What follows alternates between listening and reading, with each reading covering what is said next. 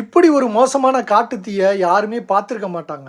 இதுக்கு முன்னாடி அமெரிக்காவை ஆட்டி படைச்ச இந்த தீயானது இப்போ இஸ்ரேலை அடித்து துவம்சம் பண்ணிக்கிட்டு இருக்கு. காட்டிலிருந்து மெல்ல மெல்ல குடியிருப்புகளில் பரவி எவ்வளவு ஆக்ரோஷமாக எரிகிறது என்று பாருங்கள். இப்படிப்பட்ட தீயை பார்த்தாவது இஸ்ரேல் திருந்தணும். பாதிக்கப்பட்ட காசா மக்களிடம் மன்னிப்பு கேட்டு அவர்கள் நாட்டை அவர்களுக்கே திருப்பி கொடுத்துவிட்டு அவர்கள் ஆண்டு கொண்டிருக்கும் இஸ்ரேலை மட்டும் ஆட்சி செய்து கொண்டாலே போதும். எந்த மக்களையும் வீடு வாசல் இல்லாமல் இறக்கிவிட்டு வேடிக்கை பார்க்கும் கூட்டமல்ல, அதுவும் விரட்டிவிட்டு அவர்கள் இன்னல் படுவதை வேடிக்கை பார்க்காது இந்த இஸ்லாமிய மார்க்கம்.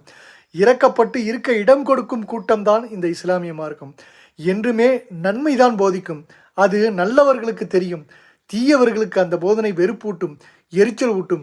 எது எப்படி இருந்தாலும் இறைவனின் தீர்ப்பு. அந்த நேரத்தில் பாவம் செய்த ஒவ்வொரு மனிதனும் யாராக இருந்தாலும் தப்பிக்கவே முடியாது.